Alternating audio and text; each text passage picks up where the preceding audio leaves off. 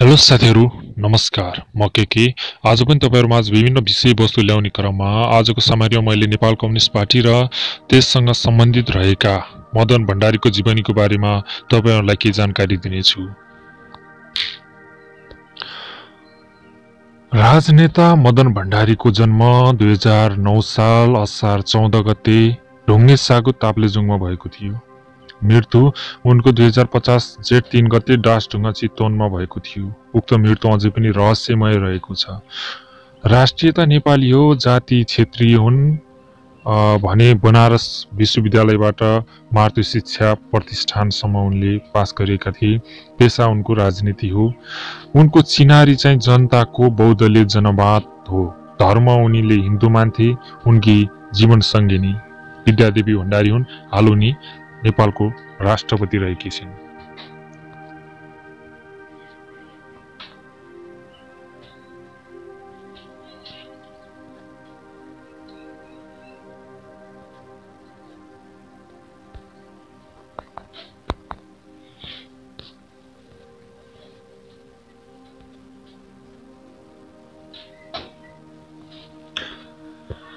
अब हामी मदन भण्डारीको दुर्घटना कसरी भएको थियो भन्ने विषयमा सुरुमा छलफल गरौँ।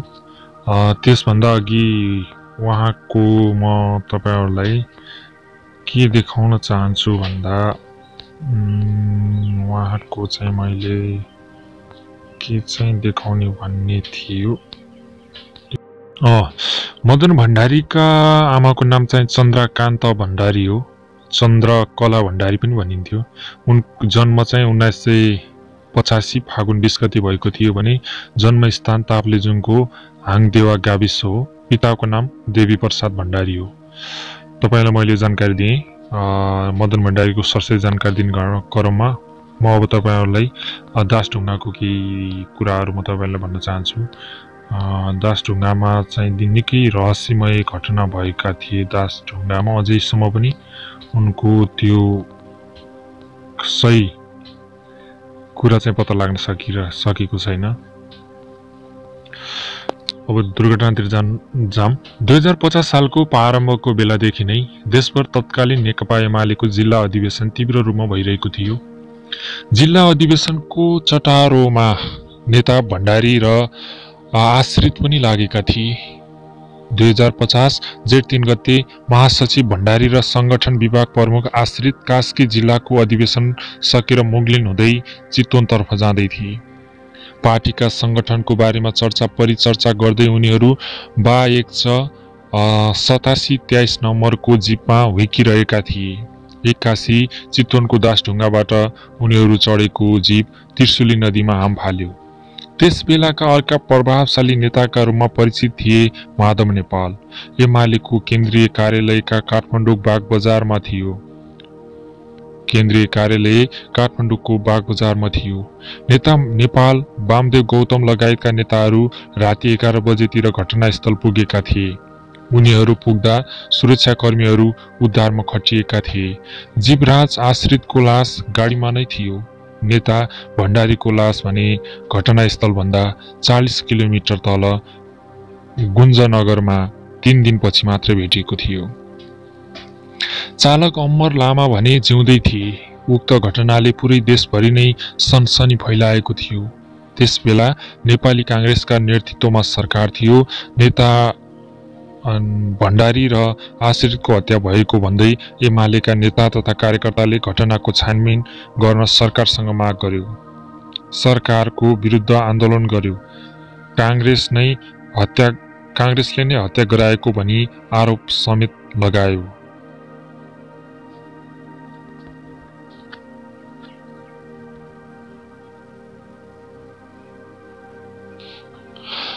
कांग्रेसले नै हत्या गरेको भनी आरोप समेत पनि लगायो। आन्दोलनको चर्को रूप लिए पनि सरकारले पूर्वै न्यायाधीश प्रचण्ड राज अनिलको नेतृत्वमा छानबिन आयोग समेत गठन गरेको थियो। अनिल आयोगको प्रतिवेदन एमालेले चित्त बुझाएन। आन्दोलनले झनै चर्को रूप लियो। न्यायाधीश त्रिलोक प्रताप राणा आयोग बनाइयो। उक्त आयोगले पनि दुर्घटनाको कारण खुलाउन सकेनन्। त्यही बीचमा तत्कालीन एमालेले तत्कालीन स्थायी समिति सदस्य केपी ओली नेतृत्वमा छानबिन समिति पनि बनायो। पद्य तुलाधार नेतृत्वको आयोग पनि गठन भयो। तुलाधार आयोगले षड्यन्त्रपूर्वक हत्या गरिएको निष्कर्ष निकालेको थियो।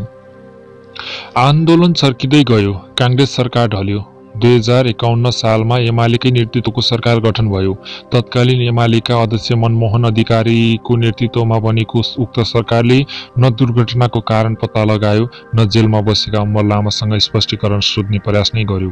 त्यति मात्र होइन, एमालेले त्यसपछि पनि निकै पटक सरकारको नेतृत्व गरिसकेको छ। 2051, 2054, 2057, 2063, 2066, 2068, 2070, 2072 हुँदै अझै पनि एमालेकै सरकार सञ्चालनमा छ। नेताद्वय भण्डारी र आश्रितको जीव दुर्घटनाको कारण बाहिर आउन सकेको छैन। अहिले उनकै श्रीमती राष्ट्रपति पनि रहेकी छिन्। केपी ओली प्रधानमन्त्री रहेका छन्। को हुन् त मदन भण्डारी? विक्रमसम्म 2009 साल असार 14 गते ताप्लेजुङ जिल्लाको ढुङ्गे सागुमा उनको जन्म भएको थियो। नेकपा एमालेका नेता मदन भण्डारी जनआन्दोलन 2046मा वाम मोर्चाबाट सक्रिय थिए। नेकपा मार्क्सवादी लेनिनवादी र मनमोहन अधिकारीद्वारा नेतृत्व गरिएको नेपाल कम्युनिस्ट पार्टी मार्क्सवादीलाई एकीकरण गरी नेकपा एमाले बनाउन महत्त्वपूर्ण भूमिका खेल्ने नेताका रूपमा पनि परिचित छन्। उनले प्रतिपादन गरेको बहुदलीय जनवादको नीति पछ्याउँदै नेकपा एमाले बहुदलीय राजनीतिमा अगाडि बढी आम निर्वाचन 2048मा भाग लिई देशको प्रमुख प्रतिपक्षको रूपमा स्थापित भएको हो। पिता देवी प्रसाद भण्डारी र माता चन्द्रकुमारीको माइला छोराको रूपमा क्षेत्री परिवारमा भण्डारीको जन्म भएको थियो। उनको प्रारम्भिक शिक्षा जन्मथलोबाट सुरु भयो। विक्रमसम्म 2015 साल गाउँमै एउटा हिउँदे पाठशालाबाट औपचारिक शिक्षातर्फ प्रवेश गरेका भण्डारी अप्ठ्यारा पाठकहरू भए। अप्ठ्यारा पाठहरू भए पनि दुई पटक आफ्नो कानमा परेपछि सधैँका लागि कण्ठ गरिसक्ने र बाल्यकालमै चण्डी कण्ठाग्र गरेर जिल्लाभर चर्चा कमाएका थिए। 2024 सालमा उनको परिवार ताप्लेजुङबाट मोरङको इटहरा सर्यो। उनी भारतको मथुरामा अध्ययन गर्न गए। 2 वर्ष मथुरामा बिताएपछि 2028 सालमा देहरादूनबाट बनारस पुगेका भण्डारीले 2023 सालमा बनारस विश्वविद्यालयबाट भाषा साहित्यमा स्नातकोत्तर गरे। मदन भण्डारीको राजनीतिक जीवन 2028 सालमा पुष्पलालसँगको भेटपछि उनी राजनीतिमा लागेका हुन्। 2029 सालमा पुष्पलालको पार्टीले जनवादी सांस्कृतिक मोर्चाको निर्माण गर्यो। त्यसको अध्यक्षमा युद्धप्रसाद मिश्र र महासचिव मोदनाथ पर्सित थिए भने भण्डारी केन्द्रीय सदस्य थिइन्। 2030 सालमा उनी पार्टीको पूर्वकालीन सदस्य भए। 2033 सालमा मुक्ति मोर्चा समूहको निर्माण गरियो। त्यसको निर्माणमा सक्रिय रहेका नेताहरू पुष्पलालको पार्टीसँग विद्रोह गरी 2034 सालमा नेकपा एमालेको स्थापना हुनुभन्दा पूर्वको मुक्ति मोर्चा समूहलाई नै त्यसमा विलय गराइयो। 2035 सालमा नेकपा माले स्थापना भयो र उनी केन्द्रीय सदस्य बने। 2041 सालमा वैशाखमा भण्डारी पार्टीको पोलिट ब्युरो सदस्य र 2046 सालमा नेकपा एमालेको 4थो महाधिवेशनमा महासचिव बने। 2047 सालमा भूमिगत जीवनबाट बाहिर आई माले मार्क्सवादी एकीकरणबाट उनी नेपाल कम्युनिस्ट पार्टी एकीकृत मार्क्सवादी लेनिनवादीको महासचिव बने। 2048 सालको संसदीय निर्वाचनमा नेपाली सभापति एवं अन्तरिम प्रधानमन्त्री कृष्ण प्रसाद भट्टराईलाई परास्त गरी काठमाडौँ क्षेत्र नम्बर 1 बाट प्रतिनिधि सभा सदस्य निर्वाचित भए। भण्डारीको 2050 जेठ 3 गते चितवनको दासढुङ्गामा रहस्यमय दुर्घटनामा उनको मृत्यु भयो।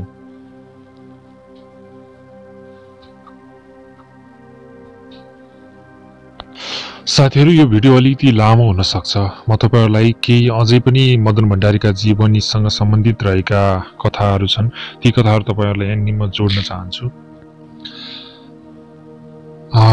संक्षिप्त जीवन छोटकरीमा हेरौं। न्वारानमा जुराइए अनुसार मोतीराज भण्डारीको नामले प्रारम्भिक जान पहिचान बनाएका मदन कुमार भण्डारीको जन्म बुवा देवी प्रसाद भण्डारी र आमा चन्द्रकला भण्डारीको कोखबाट माइला छोराको रूपमा विक्रम सम्वत 2009 साल असार 14 गते भएको थियो। यो मैले पहिला तपाईहरुलाई बताइ पनि सकेको छु। नेपालको पूर्वी पहाडी जिल्ला ताप्लेजुङको ढुङ्गे सागु गाउँ विकास समितिको पर्ने ठोट्ने गाउँमा अवस्थित एउटा सामान्य कृषक परिवारमा जन्मनु भएका मदनले यहीको भिरालो बस्ती भित्रका चट्टानहरूमा उफ्रिँदै छेउछाउमा बग्ने तमोर र मौवा खोलाका नागबेली परेका परिदृश्यहरूमा आँखा नचाउँदै लेकबेसीहरूमा ओराली गर्दै अनि लह लह हुने उत्तिस चाप र लालीगुराँसहरूमा मनोरम दृश्यहरूमा हराउँदै र रमाउँदै आफ्नो बाल्यकाल बिताउनु भएको थियो। खेतीपाती मूल पेशा बनाएको परिवारका माइलो छोरा मदनले गुज्रदैको बाल्यकालमा जिन्दगीका कैयौं कष्ट र कहरहरूलाई आत्मसात गर्नुभएको थियो भने ज्यान मात्र पाल्न गर्नुपर्ने कठोर श्रम र सङ्घर्षको खुल्ला किताबलाई यही अध्ययन गर्नुभएको थियो। 6 भाइ छोरा र 5 बहिनी छोरी सहित दर्जनभन्दा बढी सदस्य रहेको यो परिवार 2026 सालमा मोरङ जिल्लाको दुलारी गाउँ विकास समितिमा पर्ने लोचनीमा पहाडबाट बसाइ आयो। यसको 4 वर्षपछि यो परिवार फेरि जिल्लाकै इटहरामा बसाइ सर्यो। बरमाबासी मावली हजुरबुवा चन्द्रलाल पोखरेलको यही देहान्त भएपछि मावली परिवारजनसँगै नजिकै अवस्थित गाउँ भीमचौरमा सरल मिलनसार हकी र देशद्रोही स्वभावका मदनले आफ्नो बाल्यकालको अधिकांश महत्त्वपूर्ण समय बिताउनुभयो। पण्डित पुरोहित परिवारका तेस्रो सन्तान मदनले आफ्ना बुवाले गाउँकै टुने बोटे बड डाँडामा सञ्चालन गर्नुभएको संस्कृत पाठशालामा प्रवेश पाएको केही समयमै 7 वर्षे बाल्यकालमै पूर्ण अक्षर ज्ञान आरम्भ गर्नुभएको थियो। भान्जालाई लक्ष्मीप्रसाद पौडेल र पाठशालाका धरणीधर न्यौपाने लगायत गुरुजनलाई अक्षर राम्ररी नचिनेकै यस बेलामा लघु कौमुदीका कतिपय पाठहरू कण्ठस्थ सुनाएर आश्चर्यचकित बनाउनु भएको थियो। भर्खर प्रतिभाको परिचय दिनुभएको थियो। 11 वर्षको बालक मदनले घरबाट दिनभरिको बाटो हिँडेर पुग्न सकिने मेदीबुङ स्थित बाल सुबोधनी संस्कृत प्रधान पाठशालामा कक्षा 6 मा दाखिल भई नियमित अध्ययन आरम्भ गर्नुभयो। यहाँ उहाँले संस्कृतका अतिरिक्त नेपाली, अङ्ग्रेजी, गणित, भूगोल, इतिहास, विज्ञान आदि विषयहरूको पनि खाँदिलो अध्ययन गर्नुभयो। फुर्सदिलो समयमा खेलकुदमा रमाउने मदनले कक्षा 9 र 10 को 2 वर्षे पढाइ 9 महिनामै पूरा गरी 2024 सालमा एसएलसी परीक्षा उत्कृष्ट सहित उत्तीर्ण गर्नुभयो। घोकन्ते होइन, सृजनात्मक अध्ययन क्षमता सहित पर्खर प्रतिभा बनाइसक्नुभएका मदनले उच्च शिक्षा अध्ययनको तृष्णा मेट्न भारतको वृन्दावनमा बस्नुहुने दाजु मनोजलाई पछ्याउनुभयो। यहाँबाट पूर्व मध्यमा र उत्तर मध्यमाको अध्ययन पूरा गरिसकेपछि सहज वातावरणको खोजीमा उहाँ देहरादुनतर्फ लाग्नुभयो। झन्डै 1 वर्ष समय देहरादुनमा बिताएपछि उहाँ यहाँबाट वाराणसीतर्फ हानिनुभयो। विषयवस्तुको गम्भीर र गहिराइमा पुग्ने गरी अध्ययन गर्ने स्वभावका मदनले अन्ततः यहीँबाट बनारस संस्कृति विश्वविद्यालयबाट शास्त्री र आचार्य तहको अध्ययन पूरा गर्नुभयो। साहित्यिक गतिविधिमा विशेष रुचि राख्ने मदन अध्ययन कालमै खेलकुद, गीत सङ्गीत, सामुदायिक आन्दोलन, जागरण, राजनीति आदिसँग घनिष्ठ साइनो सम्बन्ध बनाएर राख्नुहुन्थ्यो। साहित्यिक रुझान, संलग्नता र सक्रिय सहभागिताकै कारण प्रगतिशील साहित्य मार्फत राजनीतिक जीवन आरम्भ गर्नुभएका मदन भण्डारीले विक्रमसँग 2039 साल साउन 24 गतेका जिल्ला भोजपुर निवासी बुवा रामबहादुर पाण्डे र आमा मिथिला पाण्डेकी छोरी विद्यासँग विवाह गर्नुभयो। यति बेला मदन नेपाल कम्युनिस्ट पार्टी एमालेको केन्द्रीय सदस्य र विद्या सक्रिय महिला कार्यकर्ता हुनुहुन्थ्यो। पार्टीमा विकास उन्मुख प्रचलनमा रहेर विवाह बन्धनमा बाँधिनुभएका दुवैले पार्टीको झण्डामुनि कसम खाँदै दाम्पत्य जीवन आरम्भ गर्नुभएको थियो। परस्पर सहयोग र सद्भाव र समर्पण भावको यो जीवन निरन्तर पार्टी काममा लागिरह्यो। उहाँका कोखबाट 2 सन्तानहरू उषा किरण 2041 साउन 22 गते र नेसा कुसुक 2044 असार 15 मा भएपछि पारिवारिक दायित्व बढ्नु स्वाभाविक थियो। तथापि नियमित र व्यवस्थित अध्ययन, कामप्रतिको तात्पर्यता र लगनशीलतामा कमी आएन। यो सन्तुलित र विद्वेषपूर्ण उहाँको पारिवारिक जीवन एउटा सजीव दृष्टान्त हो। मूलतः अन्याय सहन नसक्ने उहाँको आफ्नै खालको विद्रोही स्वभाव, विषयवस्तुको उच्चतम ज्ञानको आधार, साहित्य र सिर्जना मार्फत नवीन चिन्तनको विकासले उहाँलाई बनारसमा सङ्गठित रूपमा क्रियाशील राजनीतिकर्मीहरूसँग नजिकिने वातावरण बनायो। यही समयक्रममा उहाँ 2028 पछि सक्रिय विद्यार्थी नेताका रूपमा परिचित हुनुभयो। प्रगतिशील साहित्य र साहित्यमूलक लेख रचनाको सम्पादन र प्रकाशनले उहाँलाई मदननाथ परिश्रित मार्फत नेपाली कम्युनिस्ट आन्दोलनका संस्थापक नेता पुष्पलाल समक्ष पुर्यायो। दाजु मनोजले समेत सक्रिय सहभागिता बढाउन प्रेरित गरेपछि मदन अग्रज पुष्पलालले नेतृत्व गर्नुभएको सांस्कृतिक मोर्चामा आबद्ध हुनुभयो। यही नै उहाँको औपचारिक पहिलो राजनीतिक यात्रा थियो। बहुआयामिक प्रतिभामय देखिने मदनको यस बेलाको सक्रियतालाई देखेर पार्टीले विक्रम सम्वत 2029 सालमा सदस्यता प्रदान गर्यो। यही वर्षको माघमा सम्पन्न क्रान्तिकारी बुद्धिजीवी सम्मेलनमा उहाँ सहभागी हुनुभयो। सम्मेलनले कवि युद्ध प्रसाद मिश्र, अध्यक्ष मोदनाथ परिषद, महासचिव रहनुभएको नेपाली क्रान्तिकारी जनवादी सांस्कृतिक सङ्घको स्थापना गरियो। यसमा उहाँ केन्द्रीय सदस्य निर्विरोध चुनिनुभयो। यसले आफ्नो मुखपत्रको रूपमा मुक्ति मोर्चा प्रकाशन गर्न थाल्यो। यस प्रकाशन समूहमा रहेर मदन सांस्कृतिक क्षेत्रमा क्रान्तिकारी दर्शन र चिन्तनलाई फैलाउन थाल्नुभयो। यहाँबाट उहाँको विविध र व्यवस्थित राजनीतिक जिम्मेवारी सहित यात्रा आरम्भ भएको थियो।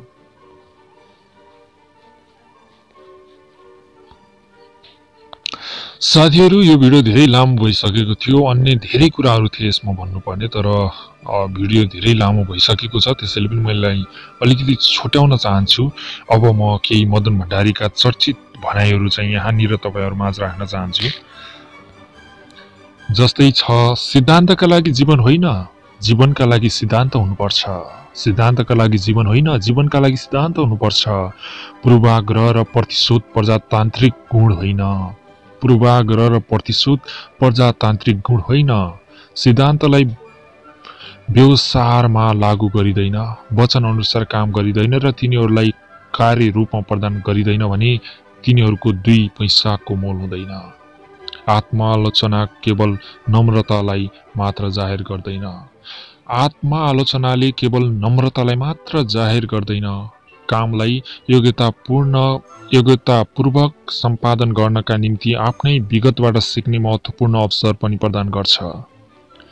अनुशासन बिनाको स्वतन्त्रता स्वेच्छाचारिता हुन्छ र स्वतन्त्रता बिनाको अनुशासन निरङ्कुशता हुन्छ। क्रान्ति यथास्थितिको मात्रात्मक विकल्प होइन, त्यो त गुणात्मक विकल्प हो। बहुदलीय प्रणाली समाजको राजनीतिक जीवनको एउटा लोकप्रिय पद्धति तथा सरकार सङ्गठित गर्ने एउटा बहुचर्चित तरिका हो। यो पुँजीवादी पन्थीहरूको मात्र निजी सम्पत्ति कुनै हिसाबले होइन। राज्य सम्बन्धी मार्क्सवादको शिक्षा राज्य वर्गीय शमशनको उपकरण हो। एउटा वर्गले अर्को वर्गलाई अधीनमा राख्ने शासन हो। दक्षिणपन्थी र उग्रपन्थीको कुनै चिन्तनको खण्डन नगरी मार्क्सवाद लेनिनवाद कार्यनीतिको महत्त्वलाई बुझ्न, प्रयोग गर्न र रक्षा गर्न सकिँदैन। गुणको मूल्य तिरेर सङ्ख्या विस्तार गर्ने शैलीलाई हतोत्साहित र अन्त्य गर्नुपर्छ। बहुदलीय प्रणाली अन्तर्गत श्रमजीवी जनताको सेवा हुनै सक्दैन भन्ने कुनै मान्यता छैन। बरु एकदलीय एकाधिकारवादले सर्वहारा वर्गको दीर्घकालीन हित गर्न नसकेको अनुभव प्राप्त भइरहेको छ। क्रान्तिले पुरानो समाजको आधारलाई तोड्छ र नयाँ समाजको संरचनालाई सुदृढ बनाउँछ। वर्तमान युगको विकसित मार्क्सवाद औद्योगिक सर्वहाराहरूको मात्र होइन, किसानहरूको सामाजिक मुक्ति र राष्ट्रिय स्वाधीनताको मार्गदर्शक सिद्धान्त पनि हो। समाजको चासो र व्यवहारको विषय नबनाई समाजवाद आउन र कायम गर्न सकिँदैन।